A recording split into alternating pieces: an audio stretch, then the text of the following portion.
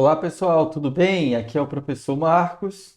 Voltamos para mais uma aula de Bioquímica do curso superior de licenciatura em Ciências Biológicas. A aula de hoje é a aula de número 6, na qual nós iremos tratar sobre os lipídios. Pegue a sua apostila e venha conosco para conhecermos um pouquinho sobre essas importantes biomoléculas. Bom, o que são os lipídios? Os lipídios eles são uma classe de compostos bastante variados, caracterizados por serem solúveis em água e solúveis em solventes orgânicos não polares, como o éter, o álcool e o clorofórmio. Então, a primeira coisa que nós precisamos saber a respeito dos lipídios é que é uma classe variada de moléculas. Quando nós estudamos lá as proteínas, nós estudamos os aminoácidos e nós vimos que os aminoácidos guardavam uma estrutura comum, né? Que era o grupamento amino de um lado, o grupamento carboxílico, o carbono alfa no meio, o hidrogênio embaixo, e aí o que mudaria seria o radical apenas.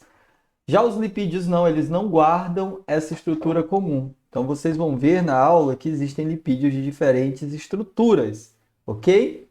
A característica comum dos lipídios são serem insolúveis em água e solúveis em solventes orgânicos como o álcool, o clorofórmio e o éter, tá bom? Existem lipídios na forma de gordura, que são os lipídios sólidos, aí nós temos cera, nós temos a manteiga, né? São lipídios sólidos. E também nós temos os lipídios na forma de óleos, que são aí os óleos extraídos dos grãos, né? Principalmente, e extraídos também do peixe. Outra informação importante em relação aos lipídios é que eles fornecem até 2,25 vezes mais energia do que os carboidratos. Nós vamos ver isso lá no metabolismo de lipídios, no ciclo da beta-oxidação de lipídios, ok? Esse é um dos principais motivos pelo qual o nosso organismo, né, ou melhor, os organismos de todos os animais, armazenam energia na forma de lipídio. Então, essa gordurinha que nós temos armazenada em alguns lugares do nosso corpo é nada mais, nada menos do que o nosso corpo armazenando energia, certo? Por serem hidrossolúveis, os lipídios eles são melhor empacotados. E por terem mais energia, juntou duas características que fazem com que eles sejam as moléculas ideais do nosso corpo para armazenamento de energia. Então, quais são as funções dos lipídios? Armazenamento de energia, que ocorre lá no tecido adiposo, na forma de triacilglicerol, que é essa molécula aqui, olha só, são três ácidos graxos ligados a um glicerol, que é armazenado no tecido adiposo. Então é o tecido aí que fica logo abaixo da pele, principalmente no peritônio, que é na barriga, né? Então olha aqui é o núcleo da célula, aqui você tem algumas vesículas funcionais e olha só, o citoplasma dela é repleto de lipídio, certo? É aquela banhinha também, né, do porco, quem já teve a oportunidade de ver, né? Então é aquela banha branca ali, é um tecido, né? Que é rico em triacilglicerol, que é a forma de armazenamento de lipídio nos animais.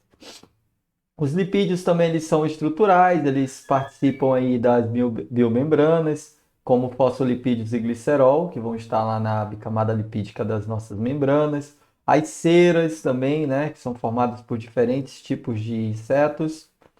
Os lipídios estão relacionados ao pigmento, né? Pigmento das células da retina, lá o retinaldeído, né? Que vai estar muito ligado a esses pigmentos. São sinalizadores, né? A prostaxiclina 1,2 é um tipo de sinalizador mediador da inflamação, né? A gente vai ver direitinho também. Os hormônios também são lipídios. E aí, nós chegamos na primeira estrutura dos lipídios que estudaremos, que são os ácidos graxos. Eles são as unidades fundamentais da maioria dos lipídios, né? Eles são ácidos orgânicos de cadeia longa, então tem geralmente de 4 a 24 átomos de carbono em cadeia, né? E eles são encontrados na natureza ligados covalentemente a diferentes classes de lipídios.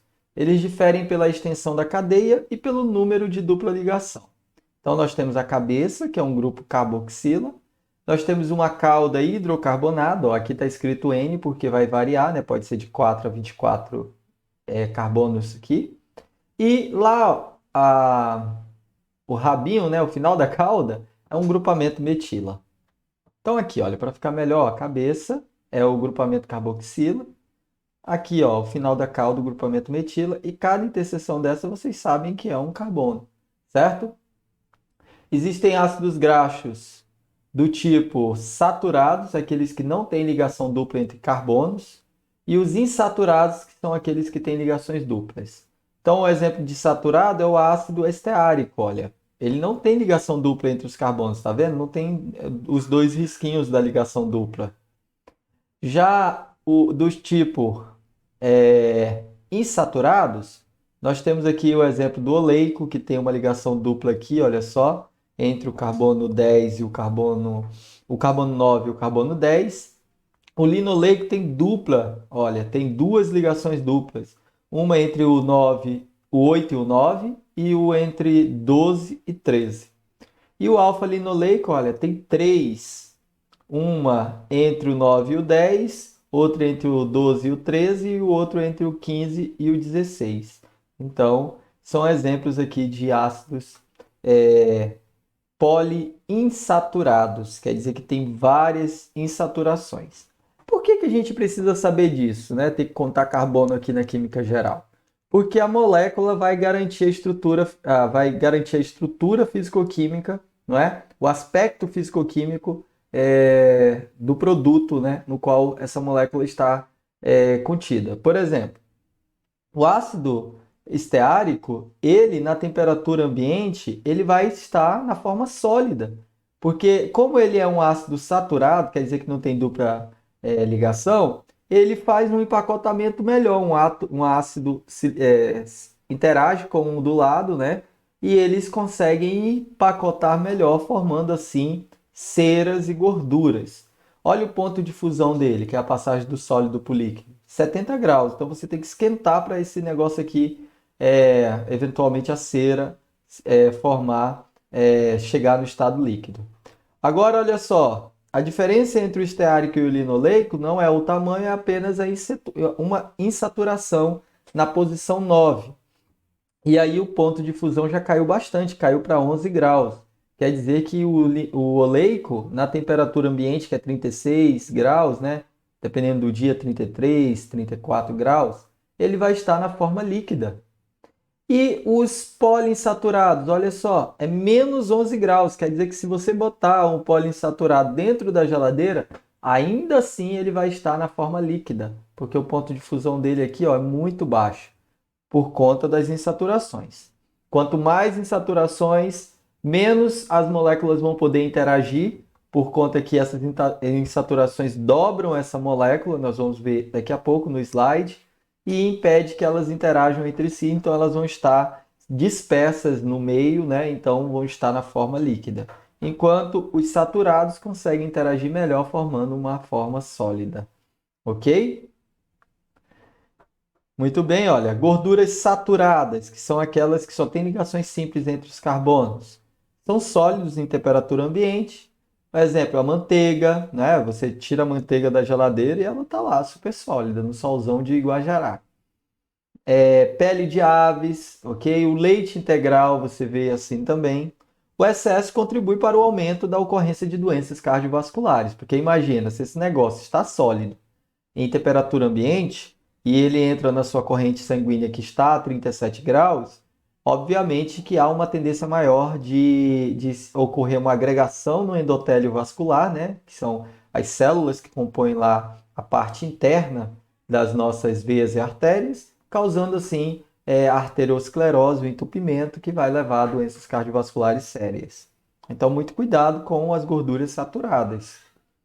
Já as insaturadas, elas podem ser o monoinsaturado, que só tem uma insaturação, uma única dupla ligação. Exemplo aí, o azeite de oliva, canola, amendoim, né?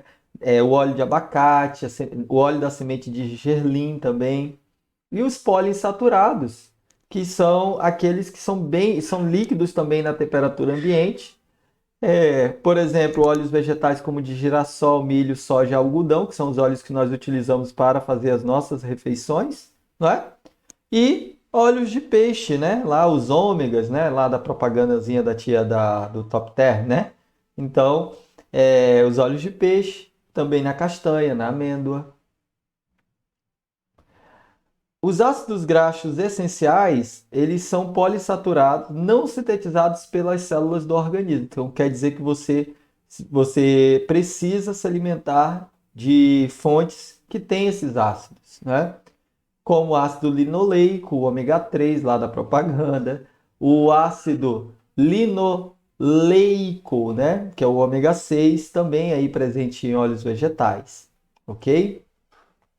Como é que se dá a nomenclatura dos ácidos graxos? A nomenclatura ela vai se dar com base no comprimento da cadeia mais o número de duplas ligações, ok? Então, olha só, contando da cabeça, nós vamos contar 1, 2, 3, 4, 5, 6, 7, 8, 9, 10, 11, 12, 13, 14, 15, 16, 17, 18. Eu vou voltar aqui nessa imagem que fica melhor para a gente ver, ó. Olha só, contando aqui vai dar 18, certo? Então, como que é a nomenclatura desse ácido? Então, nós colocaríamos 18 aqui. Se não há nenhuma insaturação, a gente coloca 2 pontos e 0. E aí nós vamos saber, com essa nomenclatura aqui, a gente consegue desenhar esse ácido graxo. No caso do ácido oleico, que tem uma insaturação, nós contamos também, deu 18, então eu coloquei 18. Aí a gente vai verificar quantas insaturações tem. Só tem uma, então eu coloquei 1 aqui. E aí nós vamos contar os carbonos até o ponto da insaturação. Ó. 1, 2, 3, 4, 5, 6, 7, 8, 9. Então, olha, delta 9. Então, 18, 2,1 delta 9, a gente consegue desenhar o ácido oleico. E aqui no poliinsaturado, ó, vamos pegar o linolênico, né? Ele tem 1, 2, 3 insaturações. Contei, deu 18 carbonos, 2 pontos, 3 insaturações. E agora eu vou dizer as posições. Coloco o delta e vou colocar as posições. Ó. 1, 2, 3, 4, 5, 6, 7, 8, 9. Então, já coloquei um 9 aqui. 10, 11, 12. Boto o 12 ali. 13, 14, 15. Aí coloco o 15 bem aqui. Então, é muito simples. Se eu tiver essa nomenclatura, eu consigo desenhar esse ácido. Muito bem. Existe também o sistema ômega, né? Muito famoso por conta das propagandas lá da Top Term, né? Dos óleos de peixe, ok? O sistema ômega, ele conta uma posição de insaturação. Então, ele não é um sistema tão importante, porque ele não vai te dizer quanto poliinsaturado é aquele ácido graxo. Por exemplo, você pode dizer assim, o ômega 9 é melhor do que o ômega 6. Será? Olha só. Ele conta a insaturação de trás para frente. Então, olha só, vamos lá. Contando a partir daqui, olha só. 1, 2, de trás para frente, da cauda, né? 1, 2, 3, 4, 5, 6, 7, 8, 9. Ômega 9. Mas ele só tem uma insaturação. Agora olha o ômega 6. 1, 2, 3, 4, 5, 6. Aí ele recebeu o nome de ômega 6. Mas ele tem outra insaturação aqui. Por isso que esse sistema ômega de nomenclatura ele é vulgar. Porque ele não leva em consideração a segunda insaturação. Certo? Olha o ômega 3. Tem uma, né, insaturação na posição 3, outra lá na 4, 5, na 6 e a outra lá na 9. Mas só levou em consideração a primeira insaturação. Então pode levar a pessoa a acreditar que o ômega 9 é melhor do que o ômega 3, que é justamente o contrário. Quanto mais insaturação, melhor é o óleo, porque ele vai ter um ponto de fusão menor, certo? Ele vai estar líquido na temperatura ambiente, que é o que nos interessa, para que não cause doenças cardiovasculares. Então, olha aqui, ó, por que ele vai estar líquido? Porque ó, a insaturação ele dobra a molécula. E a molécula dobrada não sofre empacotamento, quer dizer, elas não se organizam. E aí fica na forma líquida. Olha só. Só que é o seguinte, mesmo o ácido sendo insaturado, nós devemos tomar cuidado com os ácidos insaturados do tipo trans. Olha, ocorreu a insaturação, só que a molécula não dobrou. Então, nós chamamos esse ácido graxo insaturado na forma trans. O hidrogênio está para um lado, a gente vai olhar sempre, os dois carbonos estão fazendo a dupla, ó, e o hidrogênio vai estar de um lado e o outro do outro, por isso trans, olha, está transversal. E tem que ser da forma cis para que dobre a molécula. O hidrogênio tem que estar na mesma posição. O que que faz com que um ácido graxo seja da forma trans? Processamento, né? Processamento do ácido. Não é? Você pode, a partir de um ácido cis, um ácido graxo insaturado normal, dobrado, você pode transformar ele em ácido graxo trans, por exemplo, aquecendo e esfriando por várias vezes. Por isso que nós não devemos utilizar por muito tempo o mesmo óleo, né? Principalmente quando você estiver fazendo frituras. Por quê? Porque você está transformando moléculas que eram cis em moléculas trans, e essas moléculas trans, ó, são retinhas, vão formar ceras. E as ceras, né, obviamente, aumentam o risco de doenças cardiovasculares. Onde estão as gorduras trans? Em tudo que é bom, meus queridos. Estão lá na bolacha, no skinny, no sorvete, não é? Lá na manteiga, ok? Então é lá que vai estar a gordura ruim, né? Que aumenta o colesterol ruim, né? A LDL. Enquanto a gordura do tipo cis, né? O insaturado do tipo cis, aumenta o HDL, que é o carregamento bom, né? De colesterol, ok? Então, muito cuidado nisso. Por que que tem muito nos alimentos processados? Porque essa gordura está lá para garantir uma característica organoléptica desse alimento, né? Para que ele seja sólido, no caso aqui a pastazinha, olha, dentro do biscoito, para que ela seja sólida, para que aumente o tempo de conservação dessa molécula, para que aqui você tenha a textura do sorvete, por exemplo, a textura dos cremes. Então, por isso que está lá. Então, muito cuidado. Ó, se você come aí um biscoito, né, do tipo wafer, ó, 4 unidades, 4 biscoitinhos, 30 gramas, você está comendo 5 gramas de gordura trans, de gordura ruim, né? Então, olha, um sanduíche tem menos gordura trans do que 4 barrinhas de biscoito do tipo wafers. Por isso que nós devemos evitar, dentro do possível, as comidas industrializadas, né? Por conta da presença de gorduras trans. Todas elas devem indicar no rótulo, lá no conteúdo nutricional, se tem ou não gordura trans. Então, olhe lá e verifique. Os triglicerídeos é a forma de armazenamento dos ácidos graxos, ok? Então, olha, quando eu tenho 3 ácidos graxos ligados entre si, eu tenho o triglicerídeo. E ele vai ficar armazenado lá nas células que compõem o tecido adiposo, que é o tecido que vem imediatamente abaixo da pele, ok? Então, aquele tecido branco é o tecido adiposo, certo?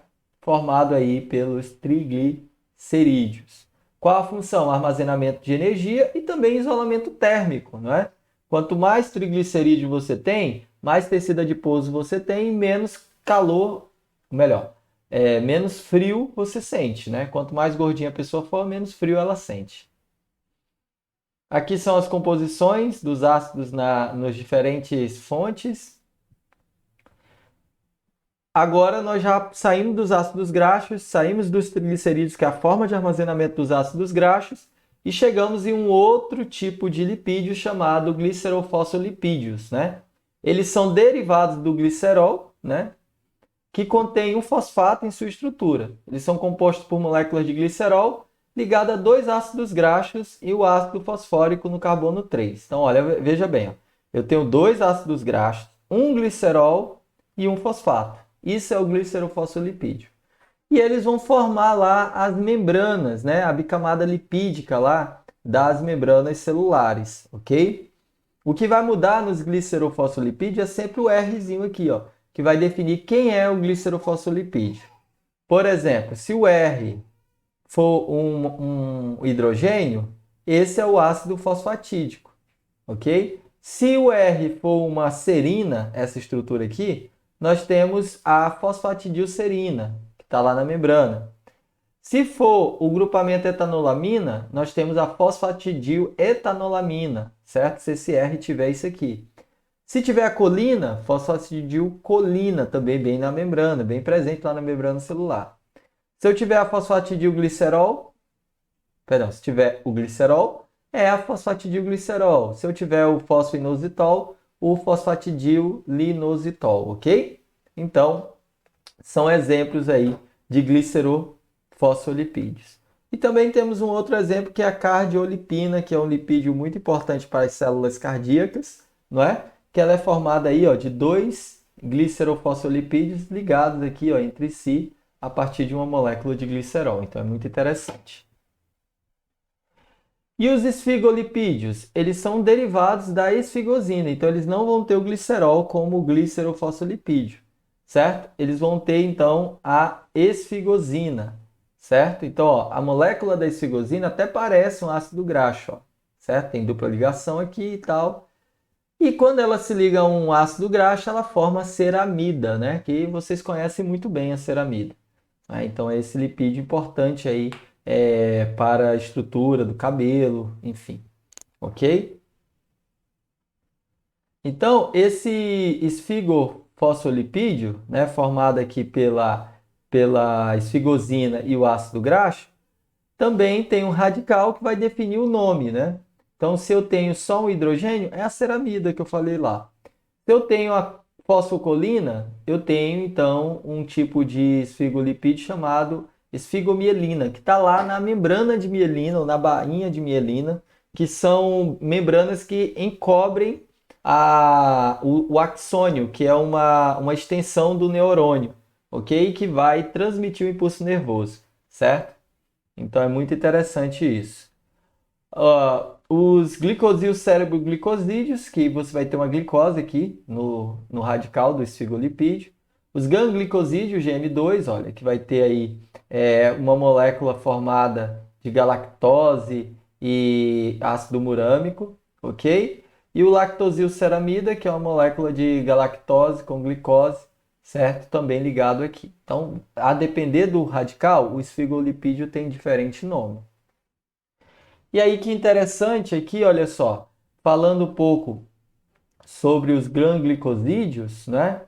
Eles que determinam, né, o tipo sanguíneo, né?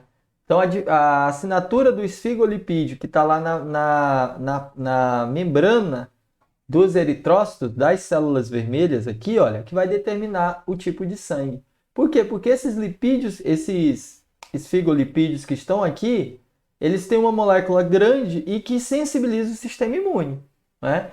Então, existem esfigolipídios ou glicoesfigolipídios do tipo 0, que é o sangue O, ok? Que ele é formado desta forma. Tem o do tipo A, que aí você tem essa molécula aqui a mais, e do tipo B, que é essa molécula aqui a mais, certo? Então, ó, do tipo 0, você tem aqui, olha, a galactose e a fructose. Do tipo A, você vai ter a N-acetilgalactosamina. Do tipo B, você tem somente a galactose. Então, é isso que vai determinar o tipo sanguíneo, certo? E aí, com base no tipo sanguíneo, é que pode se ocorrer as transfusões, certo? Por isso que o paciente com sangue O pode doar para o A e para o B, porque veja que ele não tem nem o N-acetilgalactosamina, nem a galactose, né? Ele para bem aqui. Por isso ele pode doar para qualquer um dos dois sangues. E aqui nós temos o resumo dos fosfo e dos esfigolipídios. Outra molécula que é percussora dos ácidos graxos, né, é o colesterol, né? O colesterol ele é o principal esterol dos tecidos animais, ele é anfipático, quer dizer que ele tem interação, uma área que interage com água e outra que interage com lipídios. O núcleo esteroide é quase tão longo quanto o ácido graxo de 16 carbonos. Realmente, ó, se a gente contar aqui o número de carbonos, ele é tão grande quanto um ácido graxo bem grande de 16 carbonos. O colesterol, ele dá origem aos sais biliares. Sais biliares é a molécula, né? O composto que vai emulsificar a gordura. vai fazer com que a gordura seja absorvida pelo nosso trato gastrointestinal, certo? E, ó, e a molécula, ela tem o, o colesterol aqui, ó, como sua molécula principal, certo? O colesterol também, ele dá origem, né, aos eucosinoides, que são moléculas relacionadas à inflamação. Veja bem, lá na membrana das células, nós temos aqui, olha, os fosfolipídios. Esses fosfolipídios, está tudo bem, está na membrana da célula. Quando ocorre uma lesão na célula, esses fosfolipídios eles são quebrados. E aí há uma cascata de sinalização. A fosfolipase A2 quebra aqui, há uma cascata de sinalização, não é? À custa de outras enzimas, como a prostaglandina, tromboxane. E aí essa molécula de ácido araquidônico vai caminhando e vai desencadeando a resposta inflamatória, indicando que aquela célula ela sofreu um dano, ok? E aí é aqui que agem os anti-inflamatórios não esteroidais, olha só, por exemplo, diclofenaco, certo? A aspirina. Então é aqui que eles vão agir. Hormônios esteroides, nós temos a testosterona nos homens e o estradiol nas mulheres. Veja que a diferença entre a testosterona e o estradiol é muito pequena, né? Mas a função é muito diferente, né? A testosterona é produzida nos testículos e a testosterona ela é produzida nos ovários e na placenta quando a mulher está grávida, né? A estradiol, perdão. Estradiol. Então, olha, quando a mulher toma um anticoncepcional, ela está tomando, na verdade, estradiol, né? Então, ela vai indicar para o organismo dela que ela está grávida, né? Porque esse hormônio vai indicar. E aí, dessa forma, ela para de ovular e aí não engravida. Então, é uma terapia hormonal quando você está tomando anticoncepcional. Nós temos também, olha, os anti-inflamatórios esteroidais, que é a prednisolona e a prednisona. Também, olha, tem a estrutura do colesterol, certo? Tem o cortisol e a aldosterona, que são hormônios também relacionados ao metabolismo da glicose, metabolismo dos sais, ok? Regulação da pressão arterial. E tem a vitamina D também, que é uma vitamina muito importante, principalmente no desenvolvimento dos ossos, e que ela é proveniente da molécula de colesterol. Como que se dá a absorção dos lipídios? A boca, né? Você vai mastigar os alimentos, mas diferente dos carboidratos, não tem nenhuma enzima que quebre lipídio na boca. Então, a pessoa se alimenta de 60 a 150 gramas de lipídio por dia, né? Mais de 90% é do tipo triacilglicerol, né? Os triglicerídeos, né? Porque você está se alimentando de músculos e também do tecido adiposo do animal. Muito bem.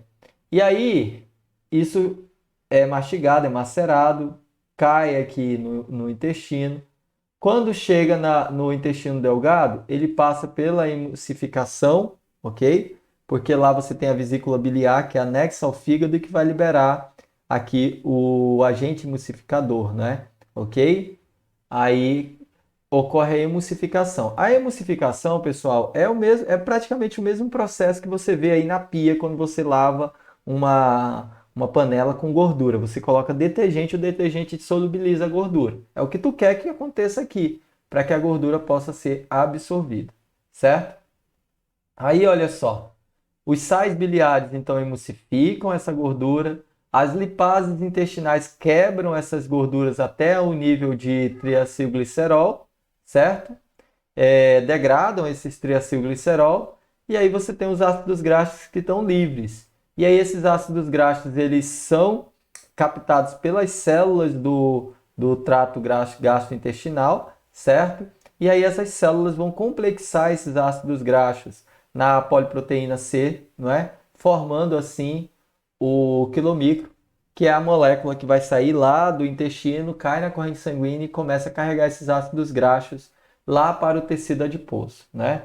Então a maior parte dos ácidos graxos vão para o tecido adiposo assim que você se alimenta. Então comer gordura engorda? Obviamente que sim. Então olha só, aqui tem um ciclo. O quilomicro pegou lá o ácido graxo lá no trato gastrointestinal, certo? Está carregando triglicerídeo, né? Porque ele pegou o ácido graxo, transforma em triglicerídeo, então está carregando triglicerídeo e colesterol. Para os tecidos, em especial o tecido adiposo para armazenar, mas também para o músculo para ser quebrado. O que sobra vai para o fígado. E aí lá no fígado, o quilomicro ele vai liberar o que está sobrando, o colesterol, né, o triglicerídeo também. E aí o fígado vai formar uma nova molécula chamada VLDL, que é a lipoproteína de muito baixa densidade, que vai carregar o triglicerídeo remanescente do fígado e o colesterol para os tecidos, né? Lá para o tecido adiposo e para o músculo, principalmente o tecido adiposo. Nesse percurso, o VLDL deixa de ser VLDL e se transforma em LDL, certo? Que é o colesterol ou a lipoproteína de baixa densidade, certo? E aí essa lipoproteína de baixa densidade tem que voltar para o fígado. Nesta volta é que ela carrega, né, o restante do colesterol que tiver para o fígado. E aí, aqui nós temos então o fluxo desta lipoproteína, certo? Lá dos tecidos sai uma outra lipoproteína chamada lipoproteína de alta densidade. Ela tem uma função muito importante que é remover, né, o colesterol dos tecidos para o fígado. Então ela carrega o colesterol dos tecidos para o fígado, certo? Da mesma forma que a LDL está carregando aqui colesterol a partir da sobra, né, do que sobrou da VLDL. Só que a LDL aqui, por ser de alta densidade, ela vai carregar esse colesterol dos tecidos e também vai carregar o colesterol que eventualmente está sobrando lá nos tecidos, lá nos vasos sanguíneos, perdão. Então a LDL carrega esse colesterol dos vasos sanguíneos para o fígado. Então ela faz uma limpeza do canal aí, né? E o fígado, por último, obviamente pega o excesso de colesterol e forma os sais biliares. Olha aqui a vesícula biliar. O fígado forma os sais e bota aqui dentro dessa vesícula e depois injeta lá no trato gastrointestinal para que seja emulsificada a gordura e também para que essa vesícula saia nas fezes. Por isso que as fezes são oleosas, né? Além da alimentação, há uma secreção do colesterol que sobra, perdão, na forma de sais biliares. Pergunta 7. Aqui um pouco sobre dislipidemias, né? Eu vou passar bem rapidinho. Hipercolesterolemia familiar é um tipo de deficiência que você tem aí, uma deficiência no receptor de LDL. Logo, esse LDL fica ali rodando pela corrente sanguínea, aumenta o nível de colesterol e causa arteriosclerose, que é o entupimento das artérias, né? E aqui a nossa referência. Eu agradeço a participação de vocês nesta aula. Nos vemos na nossa próxima aula e não esqueça de fazer o seu questionário. Muito bem, valeu!